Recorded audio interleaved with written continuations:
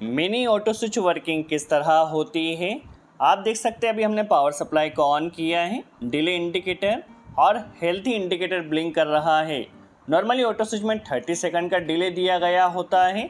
यदि power supply okay होती है, कोई फॉल्ट नहीं होता, तो 30 सेकंड बाद ऑटो स्विच ऑटोमेटिकली हमारे मोटर स्टार्टर को स्टार्ट कर देता है। देखिए green indicator on indicator blink कर रहा है। दैट मीन्स ऑटो स्विच ने हमारे मोटर स्टार्टर को ऑटोमेटिकली स्टार्ट किया है। तो किस तरह से इस ऑटो स्विच का कनेक्शन नॉर्मल ड्यूल स्टार्टर के साथ किया जाएगा, इससे पहले हमने एक वीडियो बनाया था जिसमें हमने इस ऑटो स्विच का कनेक्शन MK1 ड्यूल स्टार्टर के साथ सीखा था।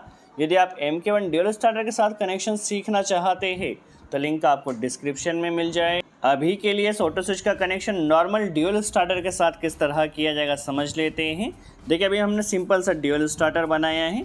जैसे स्टार्ट पुश बटन प्रेस किया, हमारा मोटर स्टार्टर ऑन हो गया। स्टॉप पुश बटन के जरिए मोटर स्टार्टर स्टॉप हो रहा है। तो सिंपल सा अभी हमने ड्यूल स्टार्टर बनाया है। अब यदि इस ड्यूल स्टार्टर में मॉडिफाई कर इस ऑटो स्विच का कनेक्शन हमें इस ड्यूल स्टार्टर के साथ करना हो तो किस तरह किया जाएगा समझ लेते हैं। अभी सिंपल सा हम इसकी power wiring and control wiring समझते हैं ड्यूल स्टार्टर की। तो यहाँ से RYB हमने कॉन्टेक्टर के इनपुट टर्मिनल पर कनेक्ट किया है। जब हमारा मोटर स्टार्टर ऑन होगा, ठीक है, तो मोटर स्टार्टर ऑन होने से यहाँ से हमें RYB मिलेगा जो कि मोटर टर्मिनल पर जाएगा। तो पावर वायरिंग काफ़ी सिंपल है। कंट्रोल वायरिंग समझते हैं। सबसे पहले न्यूट्रल हमने डायरेक्टली कॉन्टेक्टर के A1 टर्मिनल पर कनेक्ट किया है। ठीक है, लाइन वायर R फेज लिया, इसे ओवरलोड रिले के NC 95 पर कनेक्ट किया है। 96 से यह निकलेगा और यह जाएगा स्टॉप पुश बटन में। ठीक है, स्टॉप पुश बटन में NC एलिमेंट है। NC एलिमेंट का आउटपुट जाएगा स्टार्ट पुश बटन में। ठीक है, जैसे स्टार्ट पुश बटन को प्रेस किया तो यह जाएगा कॉन्टेक्टर की कॉइल A2 में। ठीक है, तो ये नॉर्मली हमारा सिंपल कनेक्शन हो। अब इसमें हमें होल्डिंग भी देना है।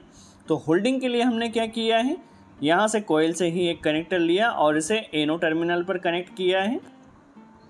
ठीक है, अब जब हमारा कॉन्टेक्टर एक बार ऑन होगा तो स्टॉप पुश बटन के आउटपुट से एक वायर लिया है। आप चाहे तो स्टार्ट पुश बटन के इनपुट से भी ले सकते हैं और इसे एनो के इनपुट पर कनेक्ट किया। यहाँ पर कंटिन्यू सप्लाई आएगी। जब हमारा स्टार्टर ऑन होगा तो होल्डिंग उसे यहाँ से मिल जाएगी। ठीक है, नॉर्मली हमने ड्यूल स्टार्टर बनाया है।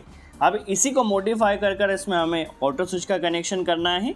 तो काफ़ी सिंपल कनेक्शन है। सबसे पहले ऑटो स्विच के बारे में बेसिक इन्फॉर्मेशन हम स्विच में नॉर्मली आप देख सकते हैं टोटल 4 इंडिकेटर्स दिए जाते हैं। ठीक है, इसके अलावा एक ऑटो मैनुअल स्विच दिया गया है। यदि आप मोटर स्टार्टर को ऑटोमेटिकली स्टार्ट स्टॉप करना चाहते हैं तो इसे ऑटो मोड पर सेलेक्ट कीजिए।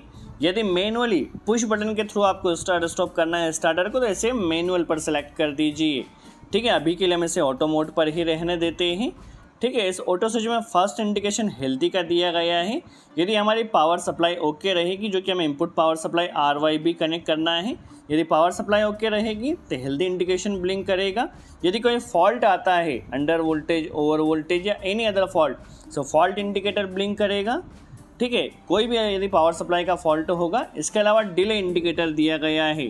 क्या होगा जब हम मोटर स्टार्टर को ऑन करते हैं तो 30 सेकंड तक डिले हमारा इस ऑटो स्विच में दिया गया। 30 सेकंड तक पावर सप्लाई चेक करता है। यदि सभी कंडीशन ऑन रहेगी तो हमारा ऑन इंडिकेटर ब्लिंक करेगा और उसके ज़रिए हमारा मोटर स्टार्टर ऑन हो जाएगा। ठीक है, अब इसमें N और V दिया गया है कंट्रोल टर्मिनल, जो कि हमें सीरीज़ में कनेक्ट करना होगा। किस तरह से कनेक्शन होगा वह भी हम समझेंगे। और S1 और S2 को हमें अक्रॉस कनेक्ट करना होगा स्टार्ट पुश बटन के। ठीक है, तो कनेक्शन को हम प्रैक्टिकली वायर बाय वायर समझेंगे, बिल्कुल भी कंफ्यूज नहीं होना है। ये सिंपल सा भी हमने ड्यूल स्टार्टर बनाया है, इसी को मॉडिफाई करना है हमें। चलिए, सबसे पहले कनेक्शन करने से पहले हम पावर सप्लाई को स्टॉप कर देते हैं। अब हम RYB, ठीक है, जो हमारे पास ऑटो स्विच में इनपुट पावर सप्लाई के लिए दिया गया है, RYB इनपुट पावर सप्लाई हम पहले कनेक्ट कर लेते हैं। आप चाहे तो कॉन्टेक्टर के इनपुट टर्मिनल से भी कनेक्ट कर सकते हैं या फिर MCB से भी ले सकते हैं। ठीक है, जस्ट हमें ऑटो स्विच में 3 फेज पावर सप्लाई कनेक्ट करना होगी। तो हम R, Y एंड B जो हमें यहाँ पर दिया गया है उसे हम कॉन्टेक्टर के इनपुट टर्मिनल पर कनेक्ट कर लेते हैं। तो ऑटो स्विच में यहाँ से हमारे पास RYB आ जाएगा। इनपुट पावर सप्लाई 3 फेज हमें कनेक्ट करना है। ठीक है, तो इनपुट पावर सप्लाई कनेक्शन हो चुका। अब N एंड V दिया गया है जिसे हमें सीरीज़ में कनेक्ट करना होगा। तो आप क्या कीजिए, स्टॉप पुश बटन के इनपुट से और स्टार्ट पुश बटन NC के आउटपुट से एक कनेक्टर यह गया है। ठीक है, स्टार्ट पुश बटन से कनेक्टर गया है स्टॉप पुश बटन में।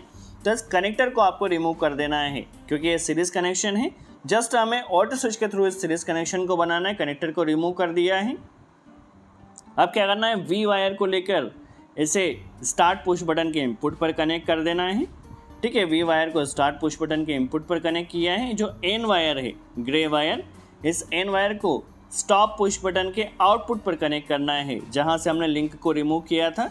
जस्ट उस लिंक को रिमूव करके एन एंड वी को सीरीज़ में कर दिया। जस्ट ऑटो स्विच के थ्रू हमारा स्टार्टर सीरीज़ में हुआ है।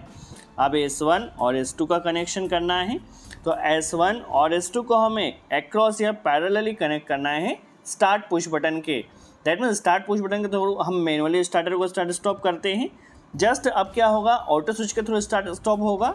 तो यहाँ पर S1 और S2 को स्टार्ट पुश बटन के इनपुट पर हमें S1 लगा देना है। तो स्टार्ट पुश बटन के इनपुट पर हम S1 वायर लगा रहे हैं और स्टार्ट पुश बटन के आउटपुट पर S2 वायर लगा देना है। तो सिंपल सा अभी हमने क्या किया, अक्रॉस में या पैरेलल कनेक्शन कर दिया है S1 और S2 का स्टार्ट पुश बटन के। ठीक है, तो सिंपल सा कनेक्शन था। N और V को सीरीज में लगाया, S1 S2 को अक्रॉस लगाया, पावर सप्लाई ऑन किया। आप देख सकते हैं फॉल्ट इंडिकेटर ब्लिंक कर रहा है। दैट मीन्स हमारी पावर सप्लाई में कोई प्रॉब्लम है। ठीक है, यदि पावर सप्लाई ओके रहेगी फिर भी फॉल्ट इंडिकेटर यदि ब्लिंक कर रहा है तो आप क्या कीजिए, फेज सीक्वेंस को चेंज कर दीजिए।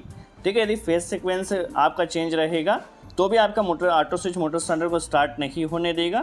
तो हम क्या करते हैं, वाई फेज और आर फेज को इंटरचेंज कर लेते हैं। ठीक है, देखिए अभी हम क्या करते हैं, आर के प्लेस पर वाई फेज और वाई के प्लेस पर आर फेज को लगाएं। आप देख सकते हैं हेल्दी इंडिकेटर ब्लिंक कर रहा है और डिले इंडिकेटर ऑन है।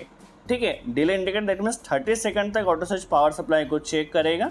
यदि पावर सप्लाई ओके रहेगी, किसी भी तरह का कोई फॉल्ट नहीं होगा, तो 30 सेकंड जैसे ही कंप्लीट हो गए ऑटो स्विच ऑटोमेटिकली, यदि कोई फॉल्ट नहीं होगा तभी ऑटो स्विच हमारे मोटर स्टार्टर को स्टार्ट करेगा। देखिए 30 सेकंड कंप्लीट होते ही ऑटो स्विच हमारे मोटर स्टार्टर को ऑटोमेटिकली स्टार्ट कर देता। देखिए ऑन इंडिकेटर ब्लिंक कर रहा है और मोटर स्टार्टर ऑन हो गया है।